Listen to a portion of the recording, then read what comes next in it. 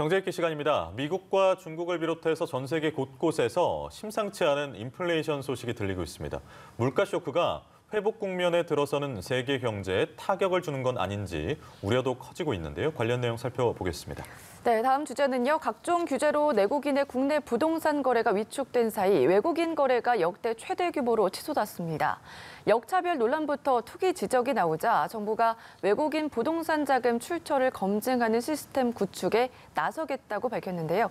예상 효과 전망해 보겠습니다. 네, 김대우의 경제읽기 김대우 박사와 함께하겠습니다. 어서 오세요. 박사님 안녕하십니까? 반갑습니다. 전 세계가요, 아이의 공포에 떨고 있다라고 오늘 조간신문들이 일제히 좀 일면을 했더라고요. 어떻게 보셨습니까? 네, 전 세계적으로 물가가 가파르게 올라가고 있는 그런 모습입니다. 그래서 세계 경제가 이제 코로나 팬데믹을 회복해서 좀 살만하니까 이번에는 물가가 올라서 또 한 번 경제적 쇼크가 오는 것이 아닌가 이런 지금 불안감이 정폭이 되고 있는데요. 자, 그러면 이게 물가가 왜 이렇게 오르느냐? 이 대목을 한번 세밀히 짚어볼 필요가 있어요. 물가는 이 공급량, 그러니까 물건의 양과 통화량간의 괴리에서 생기는 것이거든요. 네. 물가라는 게 물건의 값이지 않습니까? 그러니까 물건의 숫자가 줄어들면 물가가 올라갈 수도 있고 물건의 숫자는 그대로 있는데 통화량이 많아지면 물가가 올라갈 수 있습니다. 그런데 지금 나타나고 있는 한국은 물론이고 전 세계적인 이 인플레 현상은 두 가지 요인이 동시에 지금 발동을 하고 있는 것입니다.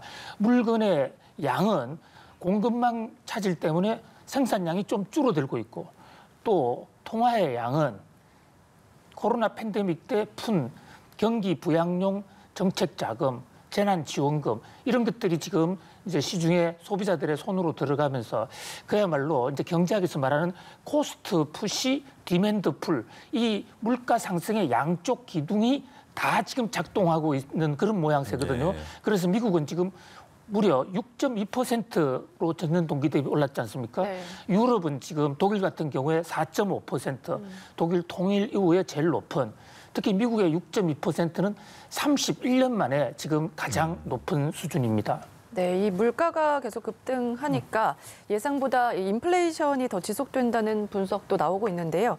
유럽 중앙은행의 통화정책 정상화가 더 빨라지는 것 아니냐라는 그런 예상도 나오는데 어떻게 전망하시는지요? 예, 유럽이라든지 미국이 정책을 정상화한다. 그것은 이제 말로 좋게 표현해서 정상화지. 그동안에 코로나 팬데믹 때 제로금리 또는 통화량을 막 푸는 테이퍼링을 했는데 이것을 이제 평소 수준으로 돌린다 이런 얘기예요.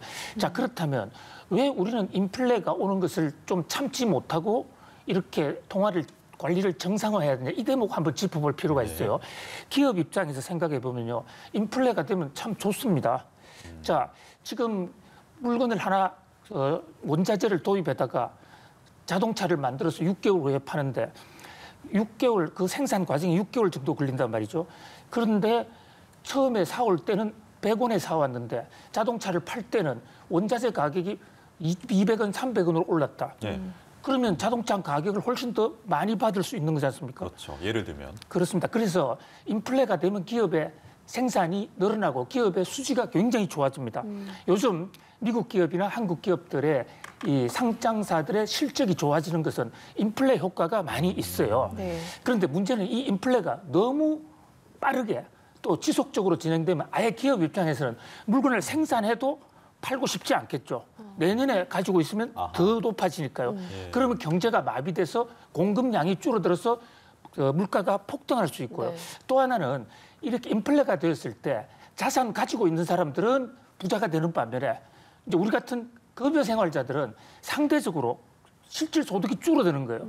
빈부격차가 더 커지는 이런 문제가 있기 때문에 세계 경제가 파탄에 갈 수 있다. 이래서 이제 연준이라든지 유럽의 통화 정책 당국에서 이런 물가 폭등을 좌시할 수 없기 때문에 그럼 금리를 올리거나 테이퍼링을 하게 되면 또 그 과정에서 긴축 발작 현상이 생기거든요. 네. 지금 세계가 우려하고 있는 것은 바로 이러한 통화 정책의 정상화 그 과정에서 나타나는 긴축 발작이 혹시 경제계에 충격을 주지 않을까 그 공포가 확산되고 있는 것입니다. 그러니까요. 뭐 샌프란시스코 연준 총재 같은 경우는 눈알이 튀어나올 정도로 깜짝 놀랄 만한 속도다라고 이야기하기도 했는데 그런 과격한 표현을 쓸 정도로. 근데 우리나라도 지금 물가 상승이 좀 심각한 수준이긴 하지만 미국이나 중국에 비해서는 잘 방어를 하고 있지 않습니까? 근데 이게 지금 연쇄적으로 도미노가 되면서 우리나라에 더 큰 파도로 휩쓸린 게 아니냐 이런 걱정들이 좀 나옵니다. 그렇습니다. 우리나라는 지금 물가 상승률, 소비자 물가 상승률이 3.2%예요. 미국의 6.2%의 절반 정도인데 그런데 이 물가 상승률에 우리가 지금 국제적으로 발표되고 있는 이 수치에 대한 이 수치의 착시 현상이 좀 있습니다. 전년 동기 대비란 말이죠. 그러니까 미국의 경우에는 코로나 팬데믹에 작년에 물가가 마이너스로 크게 떨어졌습니다.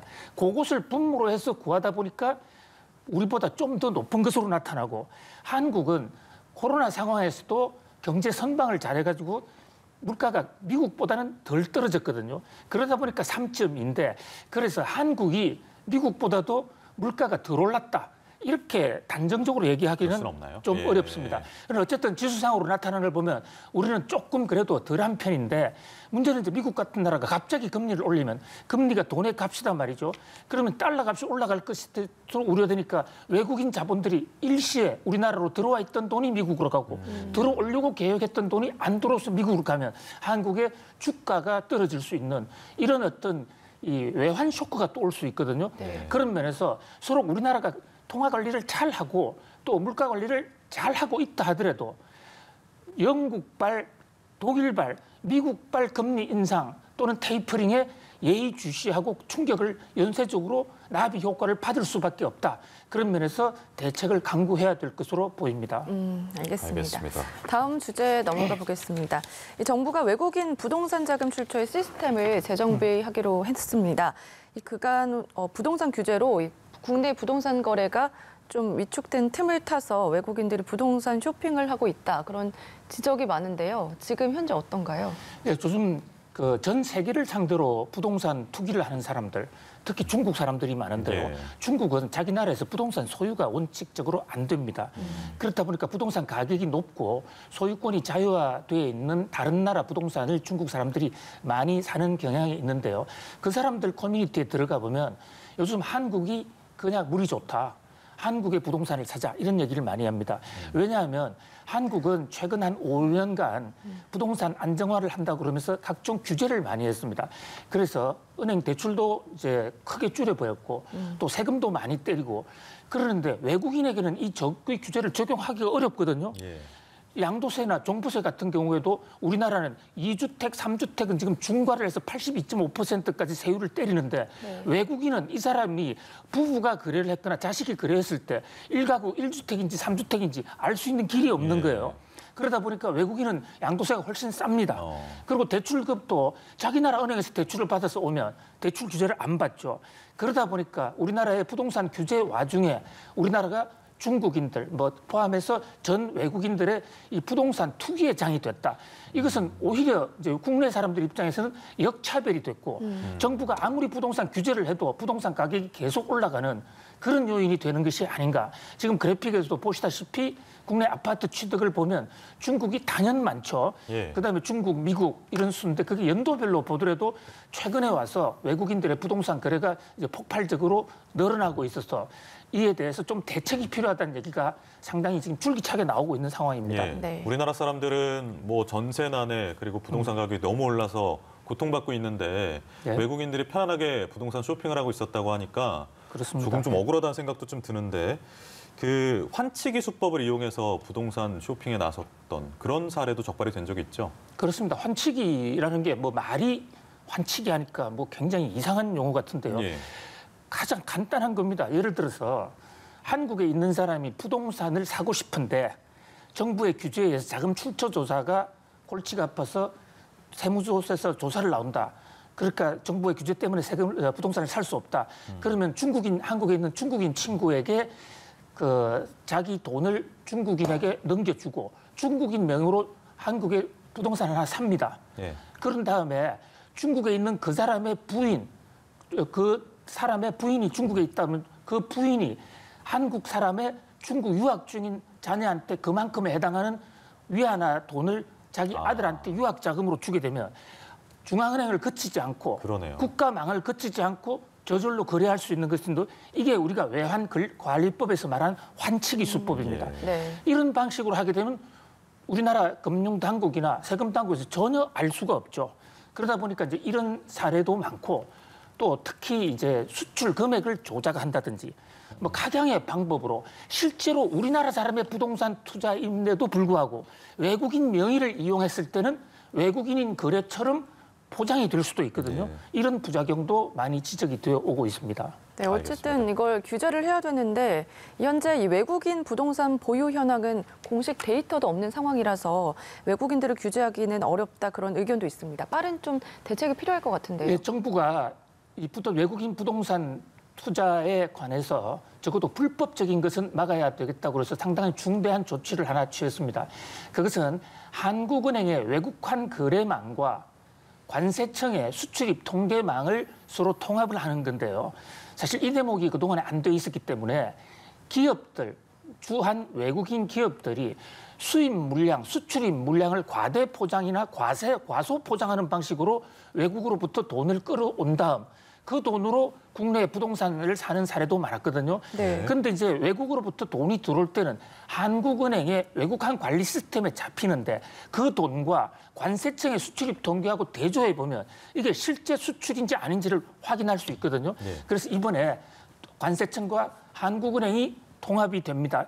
그것만으로도 수출입 통계 조작을 통한 부동산 어떤 외국인들의 불법적인 투자는 상당히 막을 수가 있을 것으로 보입니다만 그러나 세금 제도라든지 또는 나머지 대출 제도 이것은 상호주의 문제 이런 게 있기 때문에 간단하게 쉽게 할 수 있는 문제는 아니라고 봅니다. 싱가포르라든지 또 홍콩, 캐나다 이런 몇 군데서 지금 중국 부동산에 대해서 규제를 하고 있는데 저 대목을 좀 예의주시해야 될 필요가 있을 것으로 네. 보입니다. 해외 사례도 좀 참고할 필요가 있다는 네. 말씀 주셨습니다. 이 내용도 좀 볼게요. 유럽 의약품청이 우리나라가 개발한 셀트리온 그리고 미국 제약사 리제네론의 코로나19 항체 치료제 두 개 종류에 대해서 승인을 권고했는데 우리 식약청에서 승인한 코로나 치료제가 유럽 시장에서 승인을 권고받고 진출까지 하게 된 건데 의미 어떻게 보시습니까? 예, 이번에 지금 그 셀트리온의 그 레키노자 코로나의 치료제에 대해서 유럽 식약 당국이 승인 권고를 했는데요. 네. 승인 권고라는 것은 사실상 승인과 똑같은 것입니다. 그런가요? 네. 전문가 자문위원을 거쳐서 하는 거니까요. 이것은 대단히 큰 의미가 있습니다. 셀트리온은 우리나라의 제약사죠. 그동안에는 주로 복제약, 시밀러를 해왔는데 코로나 팬데믹 상황에서 우리도 한번 치료제를 만들어 보자 해서 레키로나라는 것을 네. 만들었어요. 그런데 이게 이제 국내에서는 승인이 됐는데 외국에서 특히 이제 미국과 유럽의 승인이 그동안 좀 지지부진했거든요. 뭐 인도네시아, 브라질에서는 승인을 받았습니다. 그러나 가장 큰 시장, 가장 또 신용도가 높은 유럽과 미국에도 내놨는데 여기서 이제 승인을 받았다는 것은 우리나라 약의 효능이 국제적으로 인정이 됐다. 이런 면에서 이건 대단한 성과예요. 우리나라 제약사에서 이런 백신을 초기 단계에 개발해서 세계에서 앞장서는 것을 국제적으로 승인받은 것은 건국 이후로 처음 있는 일입니다. 네. 이게 효과가 만약에 있다 그러면 돈도 많이 벌 수가 있을 뿐만 아니고요. 코로나 팬데믹을 종식시키는데 아주 게임 체인저가 될 수 있다. 아주 상당히 기대가 되는 대목입니다. 네. 네. 이 셀트리온 그리고 미국의 리제네론사의 두 치료제 모두 최종 승인이 나면은 승인 치료제는 총 3개로 늘어나게 되는데요. 다른 제약사들과 비교를 했을 때 경쟁력은 어떤가요? 예, 지금 이제 그 현재 코로나 치료제를 크게 두 가지 형태로 볼 수가 있어요.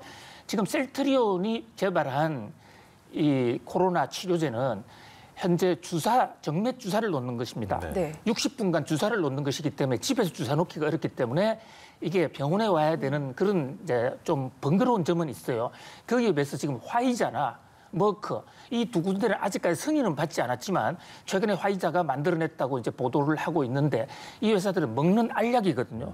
그러니까 집에서 간단해서 대중적 확산 면에서는 화이자나 머크가 우리 셀트리온보다는 훨씬 좋을 겁니다. 그러나 여기는 서로 간의 특성의 차이가 있는 것입니다. 초기 경증 단계에서는 화이자나 머크가 훨씬 더 유리하고요.